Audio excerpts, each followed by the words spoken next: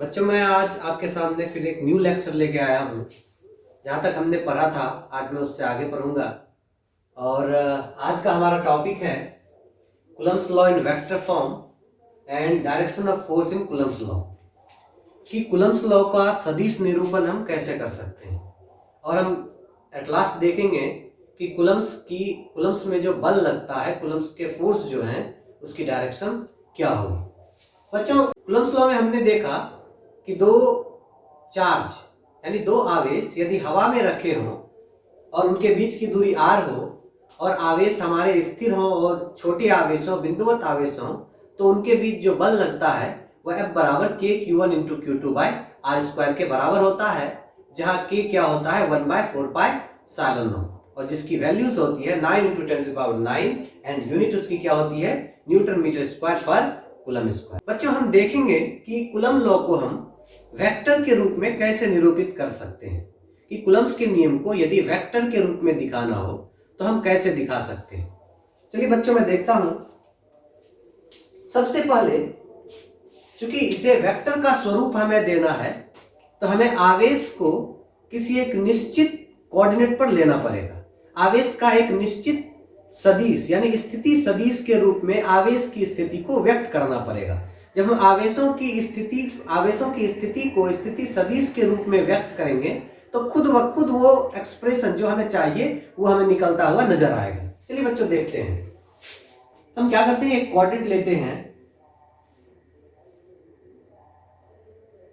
x and this is y। यह आपका x dash है और यह y डैश। कि सबसे पहले हमने एक q1 आवेश लिया। मान लिया कि यह q1 आवेश xy समतल में उपस्थित है, xy प्लेन में प्रेजेंट है, और ओरिजिन से मूल बिंदु से उस आवेश की जो दूरी है यानी विस्थापन सदिश है उसे हमने मान लिया r1। मान सकते हैं कि हमने एक q1 आवेश लिया जो xy प्लेन में उपस्थित है, xy प्लेन में प्रेजेंट है, और जो मूल बिंदु यानी ओरिजिन से कितने दूरी पर है, r1 दूरी पे है, जो हमारा सदिश होगा वह क्या हो जाएगा r1 सदिश हो जाएगा। नेक्स्ट है बच्चों, हमने एक दूसरा आवेश लिया, वह भी xy समतल में ही उपस्थित है, और मूल बिंदु यानी ओरिजिन से उस आवेश की दूरी r2 है, जिसको हम r2 स्थिति सदिश के रूप में व्यक्त कर सकते हैं। बच्चों, हमें पता है कि कूलम्ब्स लॉ के एक्सप्रेशन में F बराबर k q1 into Q2 by r square में r कौन सी दूरी होती थी, तो वह दूरी होती थी जो दो आवेशों के बीच की दूरी हो। यह हम देखेंगे कि दो आवेशों के बीच की दूरी को यदि हम सदिश के रूप में व्यक्त करें, वेक्टर के रूप में, तो वह यदि मैं q1 से q2 के दूरी की बात करूं तो वह एक विस्थापन सदिश होगा और उसका नाम हम दे सकते हैं r12। बच्चों, ये हम r21 भी ले सकते हैं। अगर हम दूरी को, डिस्टेंसेस को q2 से q1 की तरफ मेजर करें तो वह डिस्टेंस क्या हो जाएगा r21, और यहां पर हम मेजर कर रहे हैं कि q1 से q2 के तरफ की दूरी, मतलब मापते हुए हम किधर से चल रहे हैं, q1 से q2 की तरफ चल रहे हैं, उसको हमने क्या माना है, विस्थापन सदिश r12 माना है। चलिए बच्चों, इस चित्र से आप वेक्टर को याद करेंगे। 11th में पढ़े हुए कॉन्सेप्ट है, उसको याद करेंगे बच्चों आप। कि मैं छोटा सा कॉन्सेप्ट रिकॉल करवाता हूं वेक्टर का कौन सा कॉन्सेप्ट है, तो वेक्टर का ट्रायंगल लॉ। वेक्टर के ट्रायंगल लॉ में हमने क्या देखा था, यदि हमारे पास दो रेगुलर वेक्टर्स हों, रेगुलर मींस कि जो हेड टू टेल अरेंज्ड हो। कैसे हो, हेड टू टेल अरेंज्ड हो, और हमने इसको वेक्टर ए बोला और यह बी वेक्टर है, और यह कैसा है, रेगुलर अरेंजमेंट है। रेगुलर अरेंजमेंट मींस कि एक वेक्टर का हेड दूसरे वेक्टर के टेल से जुड़ा हुआ है। तब एक तीसरा वेक्टर यानी एक तीसरा सदिश जो पहले के किससे, टेल से टेल, और दूसरे के हेड से हेड मिला हो, तो वह क्या बताता है, वह बताता है कि ए और बी का परिणामी सदिश बताता है, यानी रिजल्टेंट वेक्टर बताता है। मींस हम कह सकते हैं कि vector A plus vector B equal to vector C. तो बच्चों, हम पहचानेंगे कैसे ट्रायंगल लॉ में कि कौन सा मेरा परिणामी सदिश रिजल्टेंट वेक्टर है। तो अब यहां देखने की कोशिश करेंगे कि उन तीनों में से या पॉली, या अगर बहुत सारे वेक्टर हो तो उन सबों में से, अभी तो 3 ही वेक्टर है, इससे ज्यादा भी वेक्टर हो सकते हैं पॉलीगॉन लॉ में, तो अभी 3 की बात करते हैं। इस 3 वेक्टर में ऐसे कौन से वेक्टर हैं जो हेड टू हेड और टेल टू टेल लगे हों? जो वेक्टर आपके हेड टू हेड और टेल टू टेल लगे होंगे, हम उनको इन दोनों का रिजल्टेंट, परिणामी या फिर एडिशन कह सकते हैं। कि वेक्टर ए प्लस बी, हमने देखा कि वेक्टर ए और वेक्टर बी क्या है, रेगुलर अरेंजमेंट में है।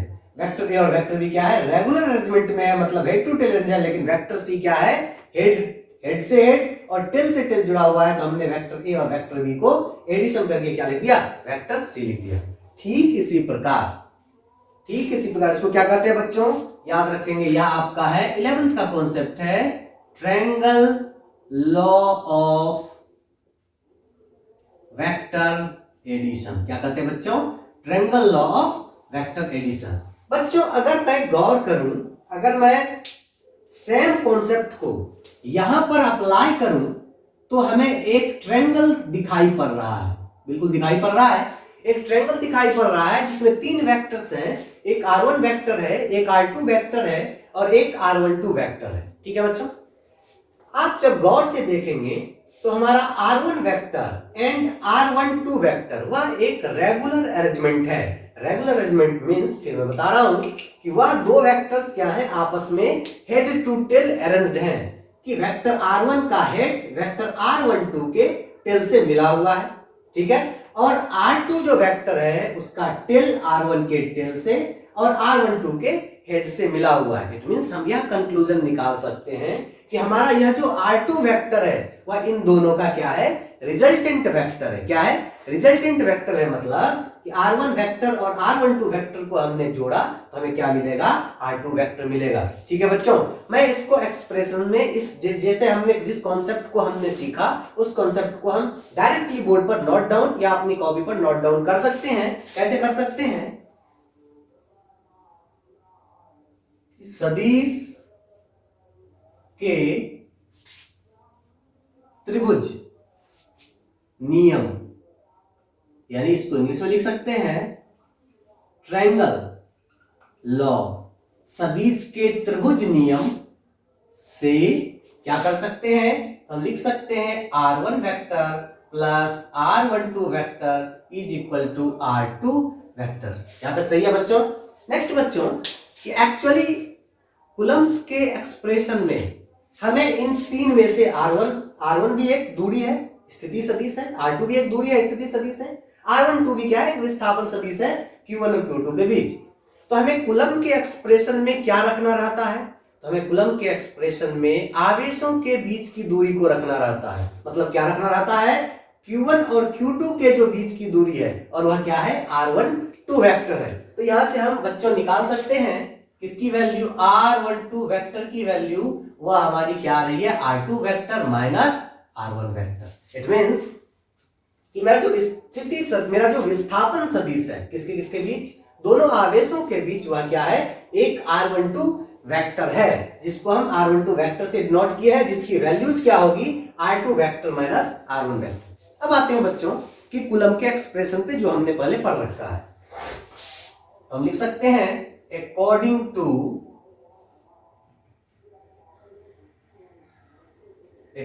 To Coulomb's law.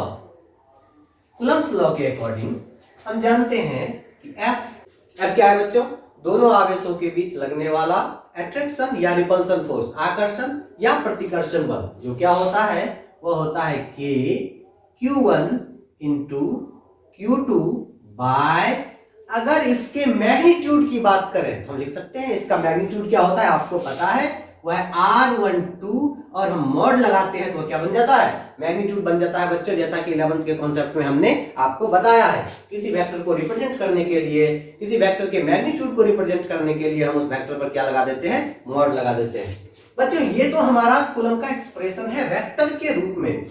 अब यह तो क्या था, यह देखिए आपका मैग्नीट्यूड है, यह मैग्नीट्यूड है, यह मैग्नीट्यूड है, यह मैग्नीट्यूड है, लेकिन वेक्टर को रिप्रेजेंट करने के लिए हमें क्या करना पड़ता है, उसके डायरेक्शन को रिप्रेजेंट करना पड़ता है। तो हम इसके डायरेक्शन को कैसे रिप्रेजेंट करें, हम कह सकते हैं कि यह जो फोर्स है वह Q1 आवेश किस पर लगा रहा है, Q2 पर लगा रहा है। चलिए मैं इसको लिख सकता हूं F12 लिख सकते हैं बच्चों। F12 मीन्स कि Q1 आवेश Q2 पर जो बल लगा रहा है, जो फोर्स लगा रहा है, वो अट्रैक्शन हो सकता है, वो रिपल्सन हो सकता है, जिसका मैग्नीट्यूड कितना है कि Q1 into Q2 bye R12 के मैग्नीट्यूड का स्क्वायर, नहीं R12 के मैग्नीट्यूड का स्क्वायर। बच्चों इसके डायरेक्शन को हम दिखाते हैं, तो आपको हमने बताया था डायरेक्शन को हम किससे दिखाते हैं, यूनिट वेक्टर से दिखाते हैं। यूनिट वेक्टर आई जे के होता था, वह तो एक पर्टिकुलर डायरेक्शन में था, x axis, y axis, z axis, और यहां हमें पता नहीं है कि मेरा यूनिट वेक्टर एक्स एक्सिस में है, वाई एक्सिस में है, जेड एक्सिस में है, तो हम मान सकते हैं कि R12 मतलब Q1 से Q2 की तरफ जाने वाला जो सदिश है उसी का यूनिट वेक्टर उसकी डायरेक्शन को बताएगा। इट मींस हम लगा सकते हैं R12 कैप। आपको पता है यूनिट वेक्टर को हम किससे डिनोट करते हैं, कैप से डिनोट करते हैं। तो ये मेरा बच्चों फर्स्ट एक्सप्रेशन हो गया, जो वेक्टर के रूप में हम इसको निरूपित कर सकते हैं, वेक्टर के रूप में बता सकते हैं। बच्चों एग्जाम में कई ऐसे एक्सप्रेशन डिफरेंट टाइप के आपको देखने को मिलेंगे। मैं उस एक्सप्रेशन को भी डील कर देता हूं ताकि आपको जब वो एक्सप्रेशन मिले तो आप उसको इजीली सॉल्व कर सकें और समझ सकें। चलिए बच्चों, मुझे पता है यूनिट वेक्टर के कॉन्सेप्ट से या R12 कैप जो है किसी वेक्टर को यूनिट वेक्टर बनाने के लिए हम क्या करते हैं, उस वेक्टर को उसके मैग्नीट्यूड से क्या कर देते हैं, डिवाइड कर देते हैं। चलिए इस वेक्टर का ये हो गया, ये वेक्टर हो गया, और इसका मैग्नीट्यूड क्या हो गया, R12 का मॉड, ऐसे लिख सकते हैं बच्चों। अब अगर हमें इस R12 को यहां से रिप्लेस करना हो, हम इससे रिप्लेस कर सकते हैं। चलिए बच्चों देखते हैं, मैं उसको रिप्लेस करता हूं। F12 इज इक्वल टू के Q1 into Q2 bye R12 vector का परिमाण का स्क्वायर गुना, इसको इससे रिप्लेस करते हैं तो यह हो जाएगा R12 vector by R12 vector का मॉड। तो कभी कभी क्यूब नीचे लगा हुआ आएगा बच्चों, उससे घबराना नहीं है। हमने बता दिया कि इसी एक्सप्रेशन का डिफरेंट फॉर्मेशन हो सकता है, अलग अलग रिप्रेजेंट कर सकते हैं, उसको मैं ऐसे रिप्रेजेंट कर रहा हूं। बच्चों हम इसको लिख सकते हैं F12 vector is equal to के Q1 इंटू Q2 बाय, यह स्क्वायर था, यह एक और मिल गया, तो यह हो जाएगा R12 वेक्टर का मॉड का क्यूब, और रिप्रेजेंट करते हैं R12 वेक्टर। तो यह भी एक क्या है, रिप्रेजेंटेशन है, एक तरीका है जिससे हम इसको रिप्रेजेंट कर सकते हैं। तो बच्चों याद रखेंगे आप, बच्चों यह बहुत इंपॉर्टेंट है।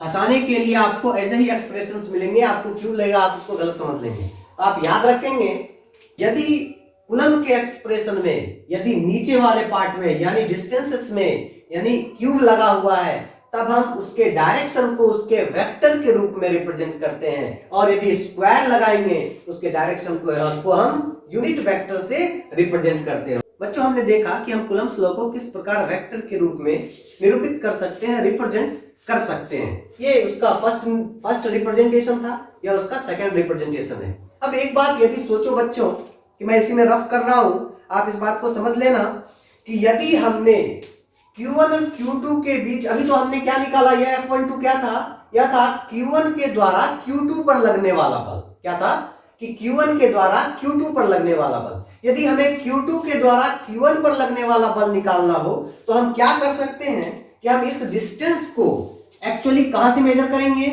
Q2 से किधर की तरफ, Q1 की तरफ मेजर करेंगे। तो ये हमारा क्या हो जाएगा वेक्टर बच्चों, R21 वेक्टर हो जाएगा, या R21 वेक्टर हो जाएगा। तो सिमिलरली इस एक्सप्रेशन को हम ऐसे भी रिप्रेजेंट कर सकते हैं। यदि हमने डिस्टेंसेस को Q2 से Q1 की तरफ मापा है तो हम उसको ऐसे रिप्रेजेंट कर सकते हैं F21 वेक्टर, यानी F21 मींस कि Q2 जो Q1 पर बल लगा रहा है। आपको पता है बच्चों कि दो आवेश रहेंगे तो यह जितना इस पर बल लगाता है उतना ही बल यह भी इस पर लगाता है, और दोनों क्या होता है, एक दूसरे के ऑपोजिट होता है। तो F21 वेक्टर क्या हो जाएगा बच्चों, के Q1 into Q2 bye similarly R21। अगर हम यहाँ मैग्नीट्यूड को स्क्वायर करेंगे बच्चों तो यहाँ पे R21 को किससे दिखाना होगा, कैप से दिखाना होगा।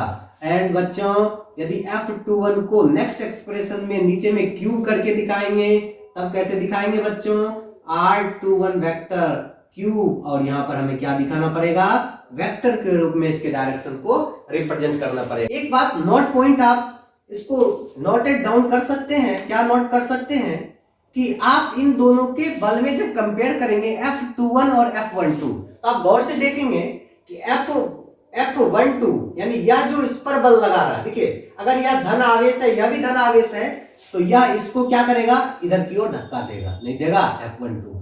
अगर यह धन है, यह धन है, तो यह इसको क्या करेगा, इधर की ओर धक्का देगा, क्योंकि समान आवेश एक दूसरे को क्या करते हैं, रिपल्सन करते हैं। तो हम इन दोनों में लिख सकते हैं F12 और F21 में क्या रिलेशन हो सकता है, तो हम लिख सकते हैं F12 vector is equal to minus F21 vector. It means minus sign क्या रिप्रेजेंट कर रहा है कि F12 का जो फोर्स है वह F21 से ऑपोजिट डायरेक्शन में है। ये दोनों कितने के बीच का कोण बना रहा है, 180 डिग्री का एंगल बना रहा है बच्चों। नेक्स्ट टॉपिक है हमारा कि direction of force in Coulomb's law, कि कूलम्ब्स लॉ में डायरेक्शन ऑफ फोर्स क्या होंगे।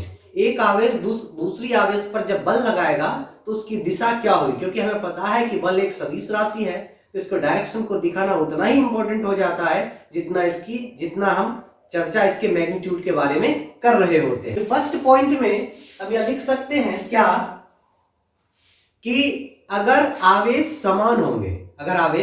समान होंगे तो वह एक दूसरे को क्या करेगा, रिपल्सन करेगा, एक दूसरे को क्या करेगा, प्रतिकर्षण करेगा। तो हम लिख सकते हैं क्या, समान आवेश एक दूसरे को प्रतिकर्षित करते हैं तथा विपरीत आवेश एक दूसरे को आकर्षित करते हैं।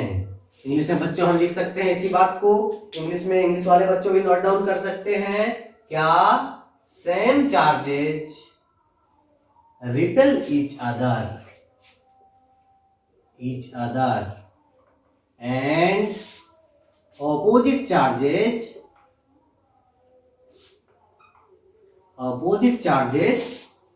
attract each other।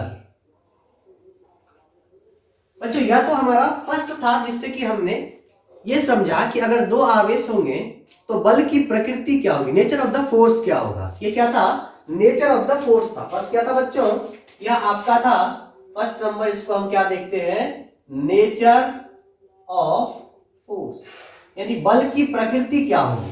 नेक्स्ट दूसरा है बच्चों कि प्रकृति के साथ साथ हमें यह तो पता होना चाहिए कि बल किस दिशा में होगा, उत्तर होगा, दक्षिण होगा, आई कैप होगा, जे कैप होगा, के कैप होगा। इट मींस किस दिशा में हम डायरेक्शन को रिप्रेजेंट करेंगे। यदि दो आवेशों के बीच, दो चार्ज के बीच हमें बल लगाना हो तो हम किस डायरेक्शन में बल लगाएंगे। तो बच्चों को इसको आवेश से हम ऐसे लेके समझेंगे कि अगर यह Q1 आवेश है और यह Q2 आवेश है, तो क्योंकि हमने अभी पढ़ा कि समान आवेश एक दूसरे को प्रतिकर्षित करते हैं, मतलब यह आवेश इसको क्या करेगा, प्रतिकर्षित करेगा, रिपेल करेगा। रिपेल मतलब अपने से दूर भगाएगा, लेकिन अपने से दूर किधर भगाएगा, इधर भगाएगा या इधर भगाएगा या इधर भगाएगा।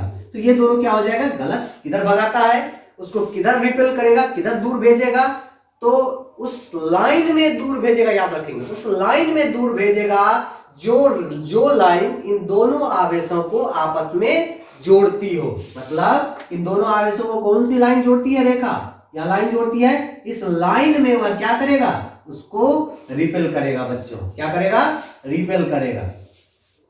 अगर मैं Q2 आवेश के लिए Q1 आवेश की बात करूं तो क्या करेगा, यह आवेश इसको किधर रिपेल करेगा, इधर करेगा नहीं, इधर करेगा नहीं, क्या करेगा, उस लाइन में उसको रिपेल करेगा जो लाइन इन दोनों आवेशों को एक दूसरे से क्या करती हो, जोड़ती हो। तो यह क्या हो जाएगा आपका बच्चों, F21 हो जाएगा। यदि यही आवेश हमारा कैसा रहता, माइनस रहता, प्लस रहता, और एक क्या रहता, माइनस रहता, तब हम देखते हैं कि इन दोनों आवेशों के बीच बल की प्रकृति कैसी होती। तो बल की प्रकृति कैसी होगी, नेचर ऑफ द फोर्स कैसा होगा, अट्रैक्शन होगा, यानी यह आवेश इसको क्या करेगा, अपनी ओर आकर्षित करेगा। अपनी ओर किधर आकर्षित करेगा? इधर नहीं, इधर नहीं, किधर आकर्षित करेगा? उस रेखा में आकर्षित करेगा जो रेखा इन दोनों आवेशों को एक दूसरे से जोड़ती हो। मतलब किधर आकर्षित करेगा? ऐसे आकर्षित करेगा। कैसे आकर्षित करेगा बच्चों? चलो मैं इसको रेड से बना देता हूं, आपको ध्यान में रहेगा। किधर आकर्षित करेगा? इधर। यह आपका कौन सा 2 आवेश है? यह क्या हो जाएगा? F12। यह आवेश इसको किधर आकर्षित करेगा? उसी लाइन में अपनी ओर आकर्षित करेगा। और बच्चों यह क्या हमारा हो जाएगा? F12। सब में चलो वेक्टर लगा दिया जाए, क्योंकि वेक्टर रिप्रेजेंटेशन हमने पढ़ लिया। तो हम दूसरे पॉइंट को कैसे लिख सकते हैं? जैसे कूलॉम बल की दिशा उस रेखा के अनुदिश मतलब उसकी दिशा में, उस रेखा के अनुदिश होती है जो दोनों आवेशों को क्या करती हो? एक दूसरे से जोड़ती हो। इंग्लिश में बच्चों हम इसको लिख सकते हैं, क्या लिख सकते हैं? Direction of